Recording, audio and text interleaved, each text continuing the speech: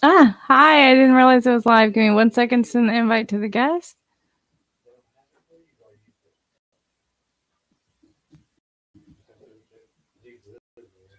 Tonight, I'm really excited. We actually have a gentleman. He founded a nonprofit. I'm going to let him tell you about it, but it's really cool.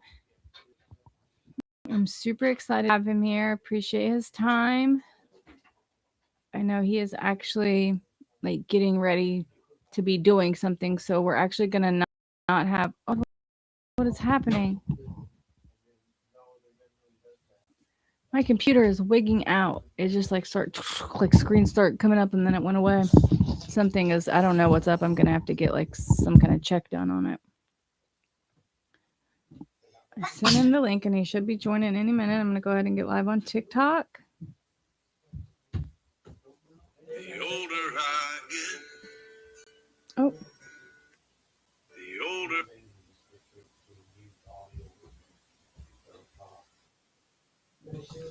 There he is. Hey, Leanna, how are you? Hey, I am so sorry. My computer, it's wigging out. It was just doing it a minute ago. Screens start flashing up, and then they went away. I'm gonna have to have it like virus scanned or something. I don't know. You're good. You're good. Give me 1 second. I'm gonna get live on TikTok too. What, baby? I told you, Nassy. You and your cuppy snassy. I'll get Sissy get you a new one. Okay. Hey, babe, he wants a cup. Hey. Okay. All right. We're live everywhere. So tonight I have Victor here, and he is the founder of a nonprofit. It's called Still Here 91324, and I'm going to let him tell you all about it. All right. For being here. Yeah.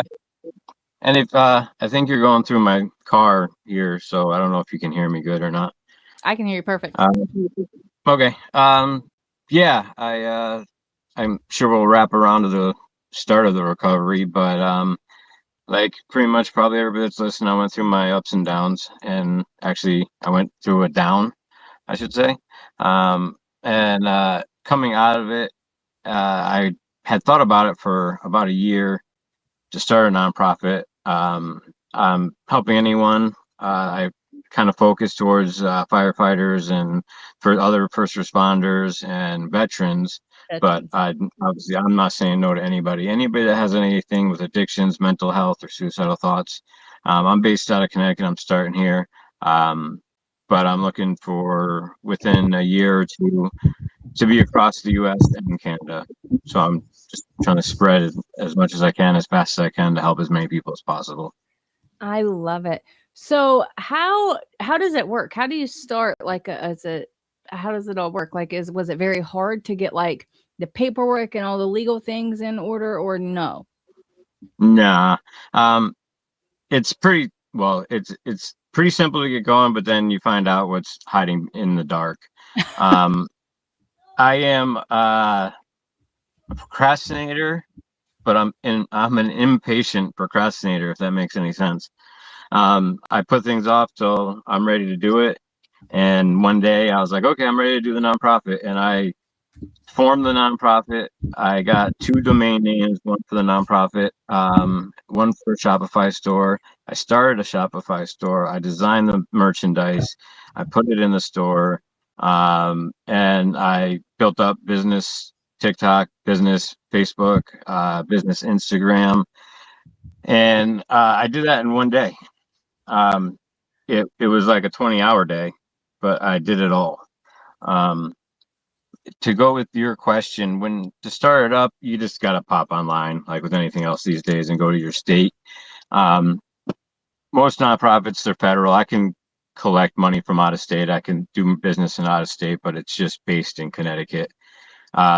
So if it was like $500 to set up, and then the website cost me money. Wasn't too bad. I used one of those, we'll give you a free website, but you gotta stick with them for a year. pay the monthly fee. It's only $50. And then each domain name, the two I have, they're $15 a month. So no biggie. But what they don't tell you is what they like to tell you is you have all these startup grants, all these amazing startup grants. So when you go to look at the grants to file for them, you need to be established for a year. So that's not a startup. You need to you need to do $1 million in business. That's not a startup. Um, you have to have your 501c3, which is just your tax exempt.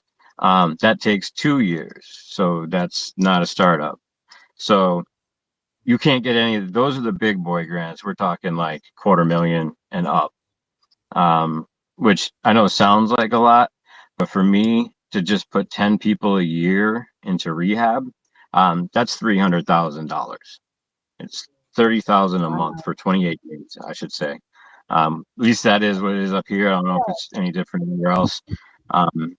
But that's what I paid for myself. That's what I paid for 2 others. So it's a lot of the sneaky costs come in. Yeah, there's the first report you gotta pay. It's only $50, but then for some of these grants, you need a letter of good standing, and the letter of good standing is just pretty much saying that you're not ripping people off.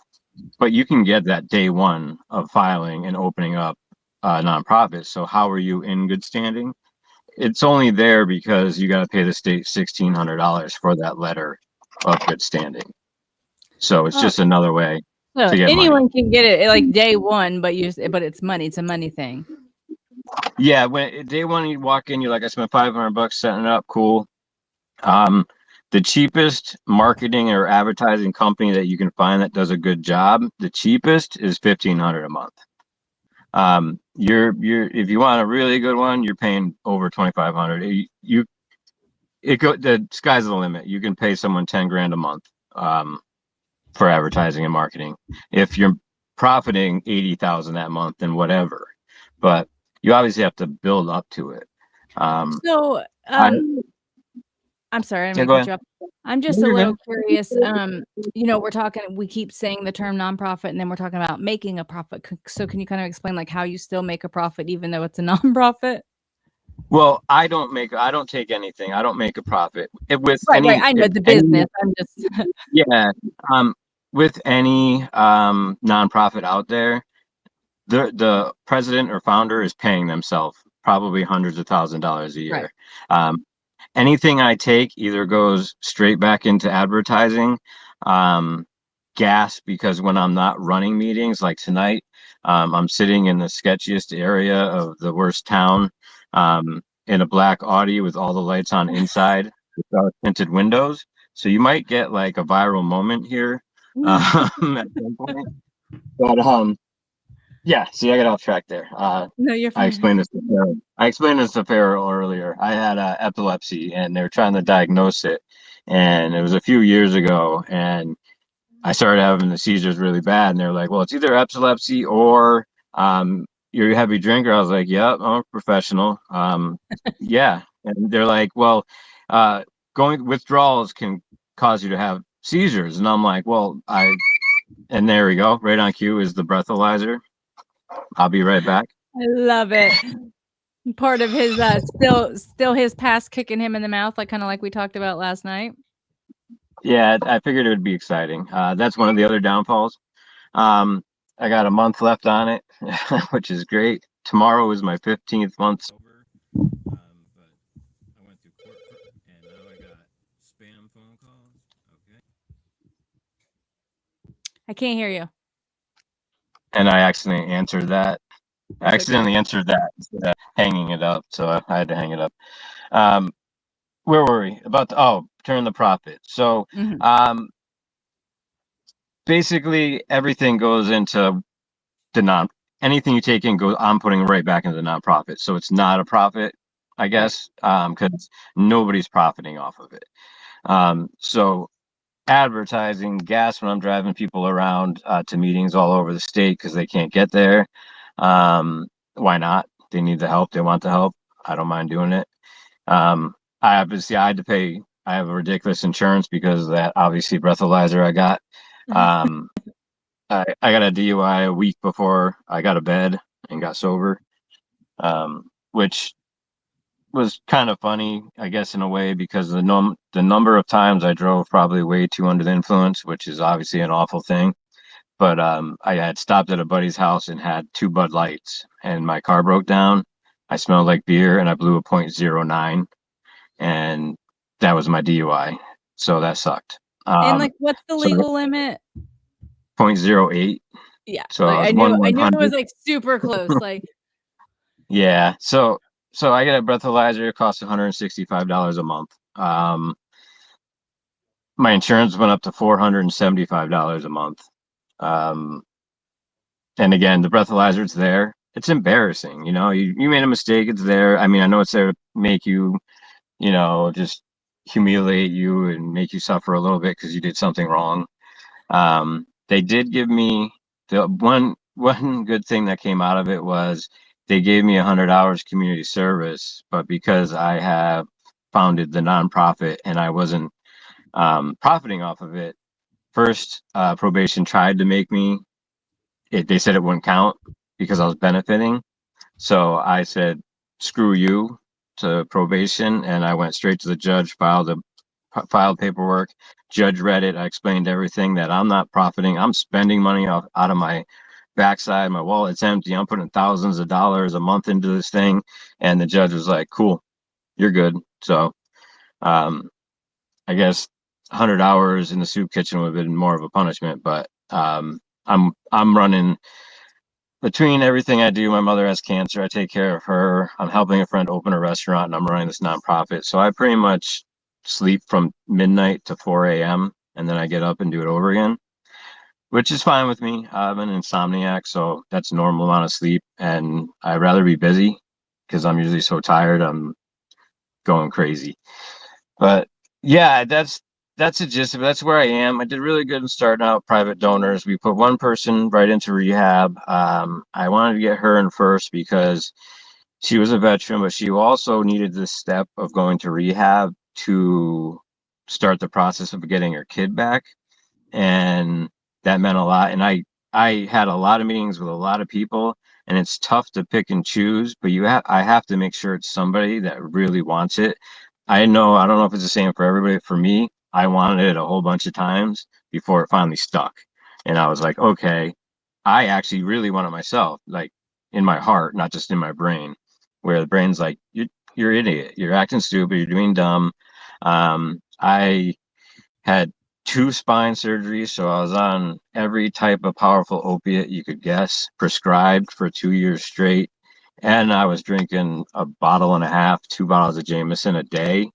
Um, so you can imagine the combination. I was just a mess, doing stupid shit, stealing, just doing awful things that you do. And I wasn't even taking shit or doing stupid stuff just to get money to buy, because I was getting prescription. And my doctor was retiring, and he was like, well, I'll write you this one for this much. Then in 2 days, I'll write you this prescription for this much. So I had like 2 or 3 bottles just laying around like all the time. I could take 20 a day and it wouldn't even dip into, what I had. So it was crazy. Um, it took me a little bit, but I went on September 4th last year. I got the DUI. I had called on the 3rd for a bed to a previous place I had gone to, but after 2 days I walked out of course. So I called in for the bed, and then I got the DUI, and then I went in on the 12th. This is my sober date, the 9/13/24. I went into rehab on the 12th, but in the Uber on the way there, I drank a bottle of Jameson and took 200 milligrams of Oxycontin. So I don't remember the 12th. So that's why I count the 13th as my sober date. So how did the my first, rehab react when you showed up there just like blasted? well, I had literally drank the whole bottle of Jameson in the car, and it was a half-hour drive, so it hadn't really kicked in yet. And literally in the parking lot, 10 feet from the front door, I took 200 milligrams, and I'm like, to the Uber driver, I'm like, you want the last 2? And he was like, yeah. So I went in there. Everything was cool. Once you walk in, they take your shit. You got to jump in the shower while a guy watches you shower, and that's all. That's the last thing I remember. And then I got the stories because I started wandering around the facility like you're not supposed to do. I had got up in the middle. I had woken up from this haze, or not even woken up, but I thought it was a dream. But I had to go to the bathroom, and I didn't know what I was doing, so I just walked out the door and peed on the floor. So I'm amazed that I got through it, and I heard a lot of other stories from a lot of the other guys. And in Connecticut here, it's the rehab, and it's also psych ward, and you get prisoners. Like we had guys that were on life sentences, but said they had a drug problem where they just got put into rehab with us. So it was crazy. Yeah. So it was a little crazy. So that started my journey, and that's why I started still here. And my passion is just trying to help. I say I want to help a million people in my life. That's why, again, I'm just looking for good people. I'm trying to spread across the country. When it comes to sober people or people in recovery, they have hearts of gold and they want to help anybody that's trying to do the same thing. So you get a lot of good volunteers, which is huge. That's awesome. I love that. Yeah, I brag all the time on the recovery community. I'll pop into lives and people will like pull me up and they'll shout out like my podcast, and I go live on TikTok every night, and like everyone is always like I don't know, just like trying to build everybody up, and I freaking love it. Like just normal people, like normal people in the community, like aren't always like that. Like I find the recovery community very uplifting, positive people, and the more that I'm surrounding myself with people from the recovery community, like the happier I'm being in life. So I love it so much. Yeah. So it's like it's so much better than you think it's going to be. Like when you actually got that in the heart moment. One thing that I was lucky about, well, first I tried to go cold turkey off 2 years of opiates, and then my friend's wife, and I have a million nurses that are friends of mine, and they were like, dude, you're going to die. You got to go into a facility. You got to go to the hospital. And I went to the hospital because I just wanted to help with the first few days or just whatever, because it was so horrible and so painful and I was so sick. And they would just take you for like a half hour and then kick you out. So I was like, and alcohol withdrawals are so freaking dangerous. Like they are, I think like alcohol and like benzos, I think, or barbiturates are the only ones that like literally you need medical, like like for detox off of them. Like alcohol withdrawals are worse than heroin withdrawals. Yeah. Safety wise, maybe not feeling, because when I went off the opiates, it was like 16 days of hell. But I was in the because I skipped a part, probably a 15 years ago, when I was bartending like my whole life. So I had a customer who always came in who had cancer, and he had like a life sentence, and he would just give me Oxycontin every day. And I would take it just because I was like, fuck it, I'm just on the bar, whatever. And when I did that for like 8 months, and when I did that one cold turkey myself, and it took 14 days, and it was god awful. I drank like 2 bottles of vodka a day, and it didn't even help. It didn't help. It didn't make the pain go away. It didn't help me sleep. It didn't do nothing. So that's why I definitely knew I had to go to the facility this time. But the one thing that helped out a little bit, I guess, is because when I was doing those pills for those 2 years, I was drinking so much, so I didn't notice like the nice high of the opiates as much as I would if I was just taking them. Because I was always a bottle of Jameson deep, like I'd pass out, wake up and sit there and wait for the package store to open. Be like, I can leave in like 10 minutes, go to the liquor store. It's 9 a.m. Hurry up, open. So it was just and that was for the last 5 years, it was awful. But being in the restaurant business and being a bartender for a long time, and then going into sales, I had at least 3 drinks every day for like straight at least. But so that was just my normal.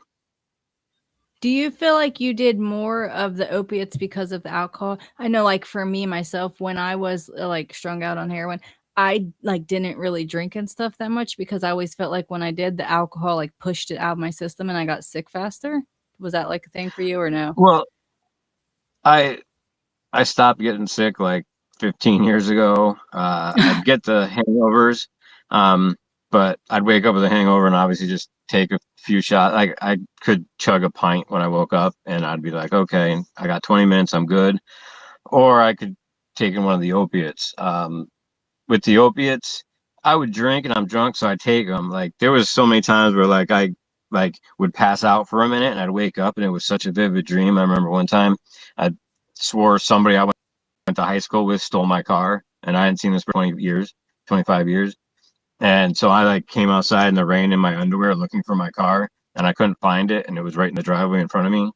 So I went in and out like 3 times, and then finally, and I was so it was so realistic to dream, and I was so fucked up because it was right after I had one of my spine surgeries, so they gave me the really diesel "we're gonna kill you" opiate for the first couple days, and I took way too many of those with way too many oxys, um, and it was just I tried messaging him on Facebook, but I couldn't type. I couldn't. My hands were so shaking, so I couldn't get words out.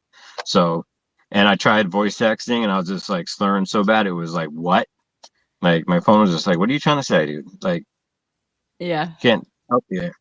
And so yeah, that was tough for it. So I was just I won't say I wasn't noticing because I was in so much pain. I was noticing the pain part of the opiates, but I obviously had up and downs of the alcohol. So as I'm down, I could feel like I felt no pain. I felt fine because I was on all those opiates. So the hangovers weren't kicking my ass. Yeah. So Kind I of like wasn't they feeling it. balanced out each other's like bad part, like the alcohol balance Yeah. out with like not You know, when you, encouraging that, but that you know what I mean? Like that's kind of what it seems like. So yeah, you you kind of know, went on and on it's like that. definitely. It's like that saying where they say when you drink so much at a point where you had a night and you're just normal drinker and you tie one night and people will be like, "Oh, you weren't feeling any pain that night." I was like, I hadn't felt pain in 2 years because I'm on like 160 milligrams oxys minimum a day and I'm drunk. You know, like, and I was like the worst drunk to a point. Like I'd go to the package store for enough for the day just because I had to just basics because if I had 3 bottles, I would drink it until it's gone or I passed out. One of the two, one of the two things would happen. So I know you're short on time because you have to go right at No, 7. So I have yeah, I you're have 4 good. questions for you, but I just Go forgot one for of it. them. But No, you're good. but so the first one is the still here. Is that just like literally like because we're still here because we beat it? Is that where that came from? Like I know the 9:30. Kind of like, yeah. When I came out of, when I came out of the whole psychosis of being an addict, um, I just was. I'm lucky I'm still here because if I thought back to the 20 years, um, I mean, I started drinking obviously at like 18, and I drank normal, but I was a bigger pot smoker, so that was a better thing for me.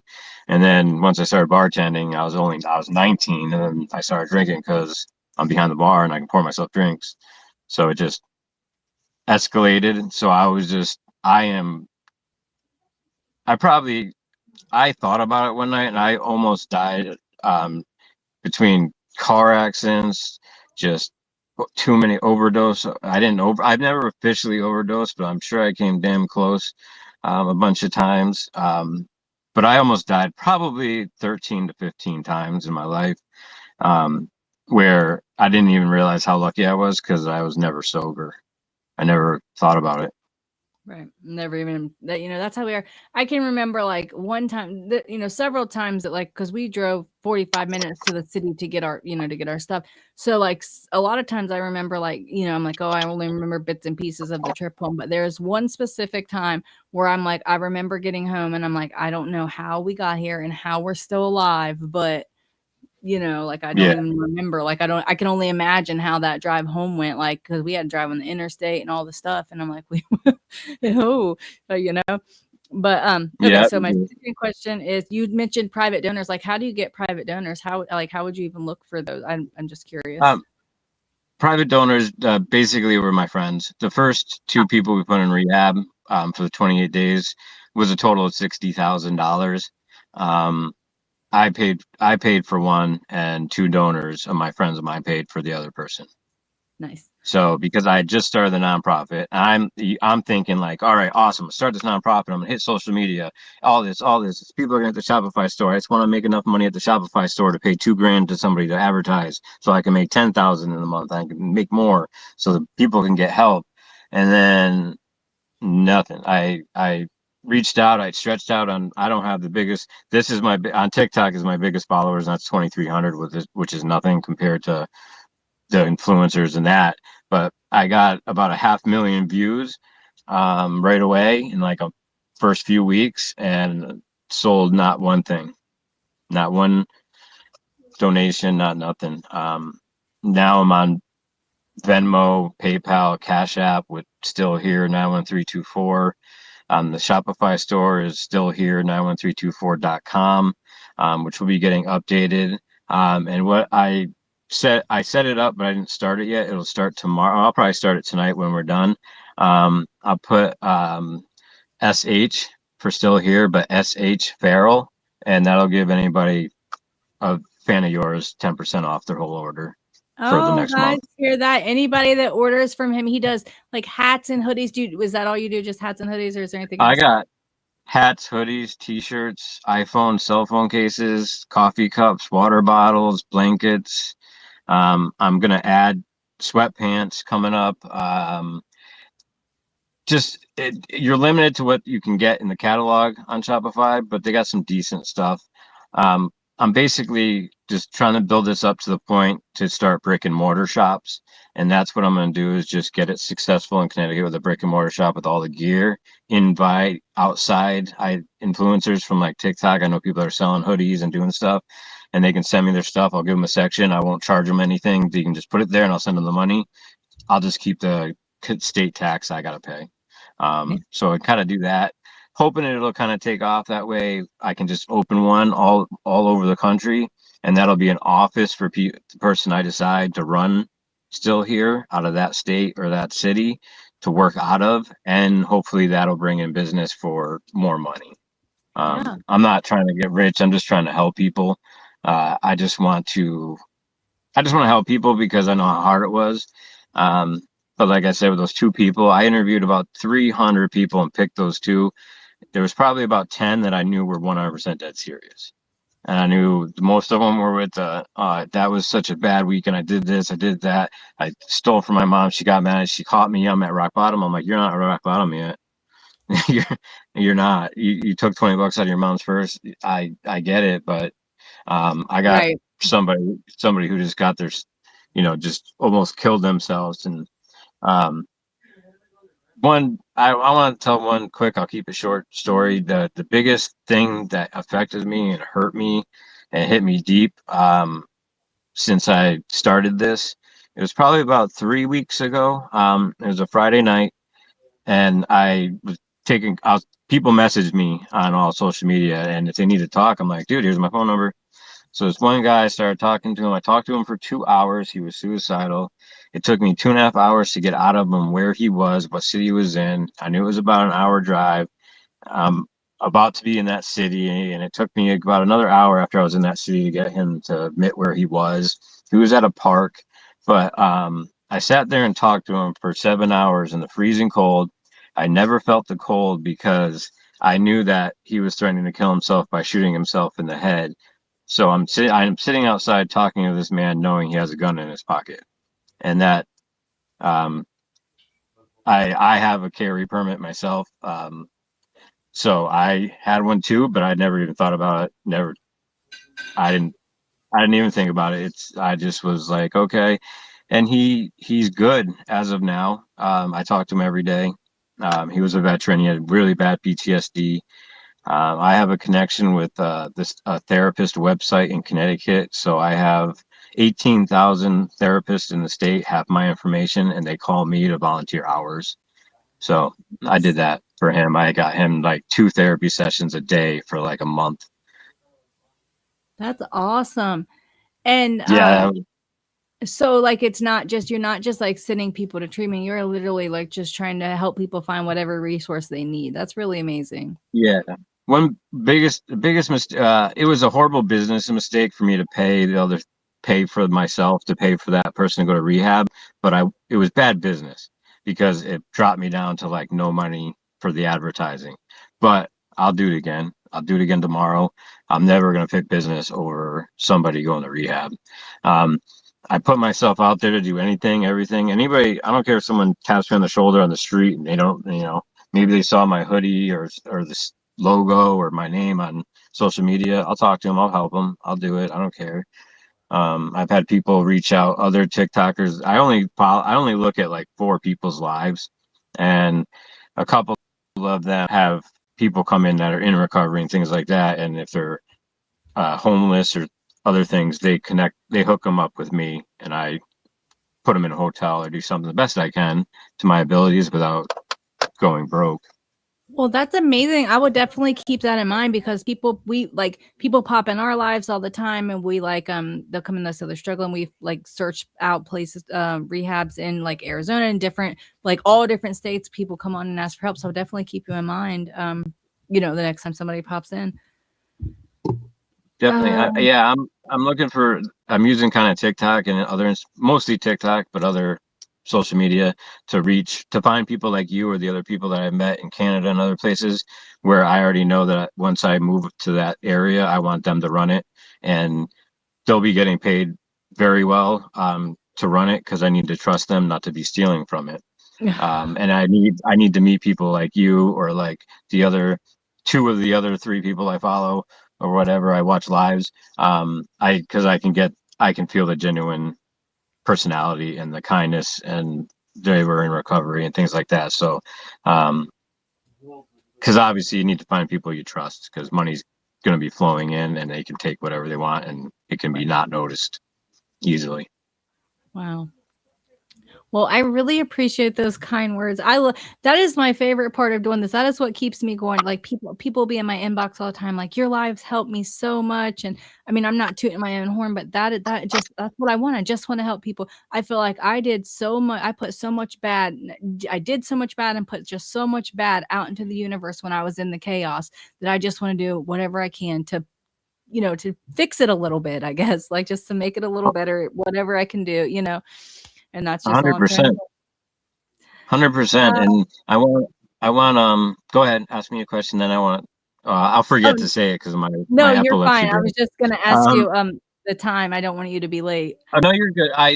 They're going to probably, I can see them from here. They're smoking cigarettes. They'll probably be smoking cigarettes, drinking coffee for 20 minutes. But Okay.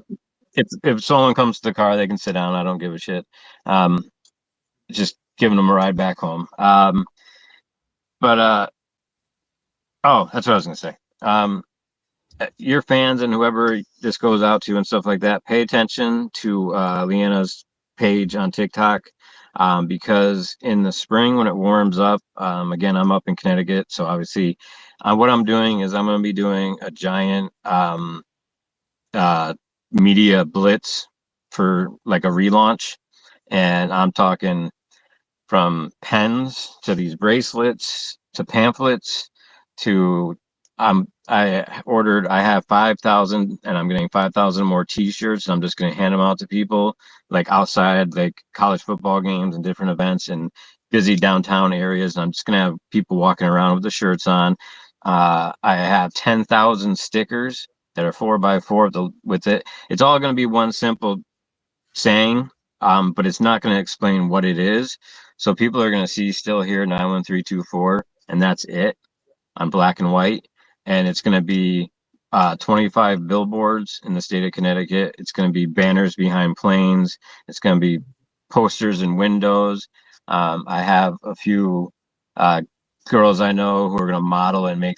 Actually, one of them makes these ridiculous reels and TikTok and Facebook posts, and she's a very gorgeous woman. So, but she's down to earth, and she went through the system. She went through this whole ordeal too, and I kind of want to make her the face of it. But basically, I'm trying to reach about 100,000 people in Connecticut. I'll be on the news as well. I'll be on other podcasts. I will be on radio stations, and I'm going to do all this in like a 3-day window. So it all just kind of smacks everybody in the face, and they're like, "What's that? I see that. I saw that again. I saw that yesterday." And then they're gonna Google it, and then Yeah. that's when once you Google "Still Here 91324," you get my Shopify store, you get the nonprofit website, you get Instagram, Facebook, TikTok, Reels or Threads, I should say.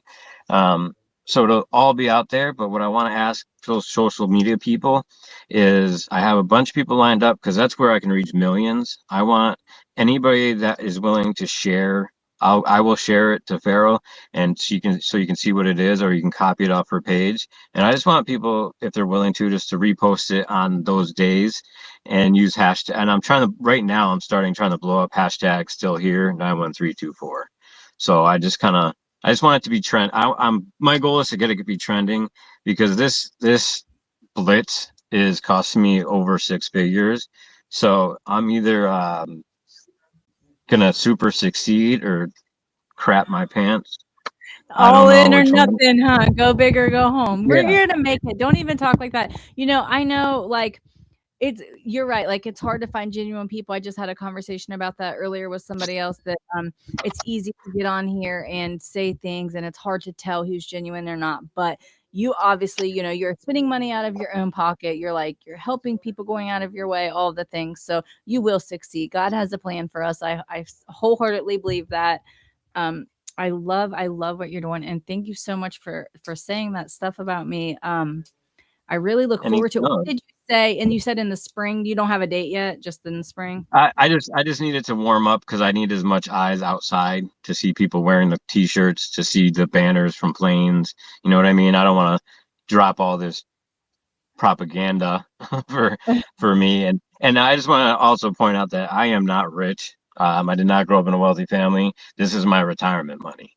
I retired. I made great money. Good enough money to retire at 45. And then my mother was diagnosed with leukemia. I was paying both 2 houses worth of bills. I moved them in with me. Now I take care of my mom during the day. I got a nurse to come in to help me while I go out at night to do this stuff. And then in the morning, I'm on the laptop. So I'm just all over the place. But so yeah, so I'm not just, this isn't coming from a trust fund. This is literally coming flesh from my body. So it obviously means something to me, because it's my retirement money that I'm Right. using That's a to big do deal. this. And like, because if you don't succeed, then then you're just out for a time. So like, I love that you're like, you believe in it so much that you're putting in like your nest egg, that's your comfort. That's, what you're supposed to have. I really love that. What did you say? The Shopify store. I'm going to put all that in the Oh, post when I post this. What was the code for that? You yeah. said like, Well, it'll be SH Farrell with a capital F. okay. And then if you put up every single thing of mine, the Shopify store, the nonprofit is nonprofit, still here, 91324.org. But that donation page is broken down at the moment. So with Venmo, Cash App, PayPal, they're all still here, 91324. Threads, TikTok, Facebook, and Instagram are all still here, 91324. All the places. Do you have a YouTube? And not yet. I have no clue. I'm 48. Like, TikTok's as fancy as I get. That's why I'm looking. That's why I'm trying to pay people $2,000 a month to do my stuff.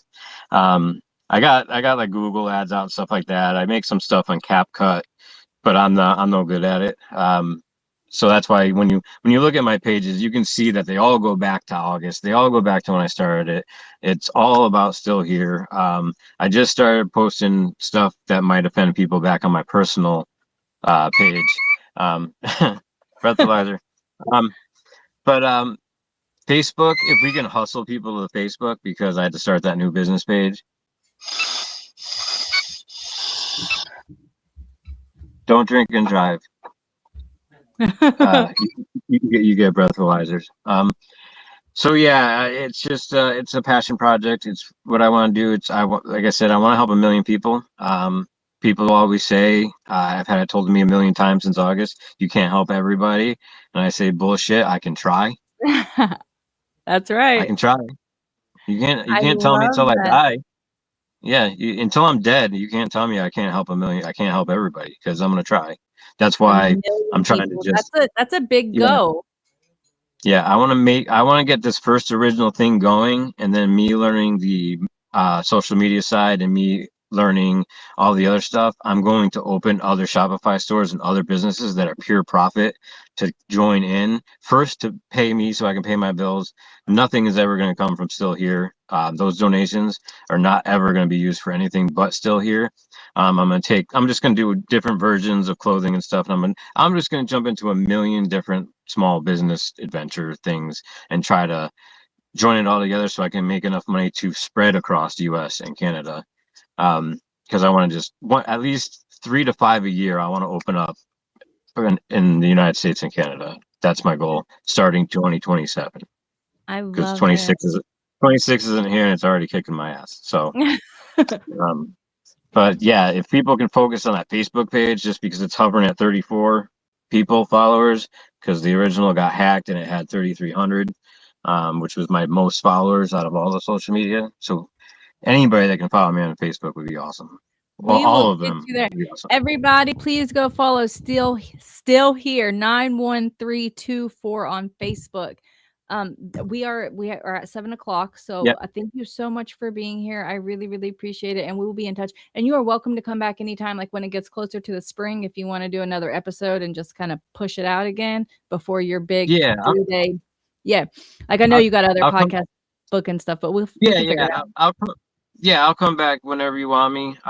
As often as you want me. I'm just trying to get the word out, and it's therapeutic to talk about my past. And yeah, I just want to get it out. And if you ever have any last minute cancels like you did that time, I couldn't help you. Hopefully, maybe next time I can help you. Yeah, Um, absolutely. but yeah, we'll be in touch. I'll see you on TikTok, and I'm sure we'll message each other and Yeah, I'm figure going to some stuff TikTok out. right now. That's where I'm going to have a live right now. So thank you so much for being All here. We'll right. have you back next time. Maybe we'll talk a little bit about your personal, a little bit more about your journey specifically, and not, and still a nonprofit, of course. Yeah. But yeah. All right. Yeah. No, yeah, that's a rabbit hole. You're gonna need to put aside 3 or 4 hours for that. Okay. We'll break it up into sessions. All right. Yeah. Have a good All day. right. Thanks Awesome. everybody for watching. Please go follow him on Facebook, guys. Let's get him some followers. Let's get the word out. He's trying to do a great thing.